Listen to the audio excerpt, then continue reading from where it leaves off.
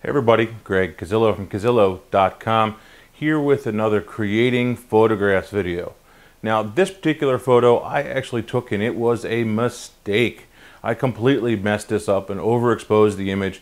I took it last year in Red Rock Canyon outside of Las Vegas, Nevada.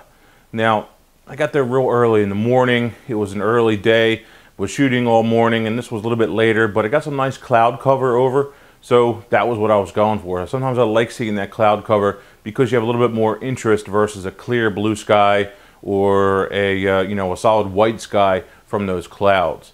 So what I'm looking for is something interesting, something that catches my eye.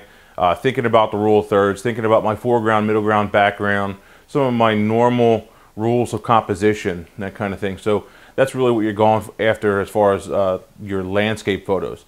Then of course lighting. What does a light look like? Is it good or is it bad? Time of day really has everything to do with the light, whether it's first thing in the morning, whether it's the last thing in the evening. Rarely do I think the middle of the day photos are going to be that great. Obviously that can be proven wrong, but you typically want to try for at least your best bet are the ones that are early or late in the day. So how did I create this? Well, scenic photos typically are shot with a smaller aperture, meaning it's a higher number.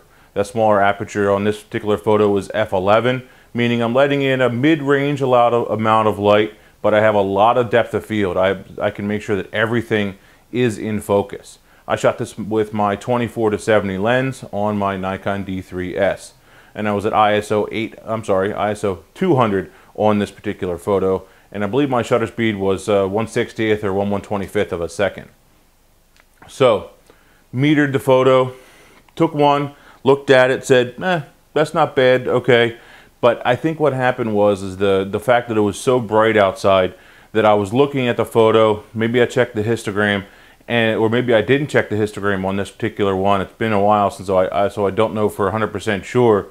But bottom line is I overexposed it, and I think it was so bright outside it might have thrown me off on the screen thinking that it was good, and that happens a lot because of the way the LCD screens work. It needs to be super bright for our eyes to be able to see it versus indoors where there isn't much light hitting the back of the camera, so that can definitely make a difference. So that's why I recommend taking a look at your histogram all the time, making sure it's not pushed over too far. So focus point, I was just focused on the mountains. Maybe I did take a couple of exposures for this to find the right one. Just focus down towards the bottom third somewhere, and about 2/3 of the way into the image. That'll be good for that 24-70 lens at f11 to make sure that everything is in focus and everything is sharp in this particular image. It was handheld, no tripod, no anything like that. And again, just looking for something nice and interesting, thinking about my composition, my rule of thirds, my foreground, middle ground, background for my landscape photographs. Now, if you want to see how I edited this photo from this, which is the original, to this, which is the final image, you can do so. Here's a link to that video right here, so you can go and take a look at that and figure it all out. So, Greg Cazillo, Cazillo.com. Let me know what you think of these creating photographs videos, and in the meantime, see ya, thank you, and keep shooting. Bye-bye.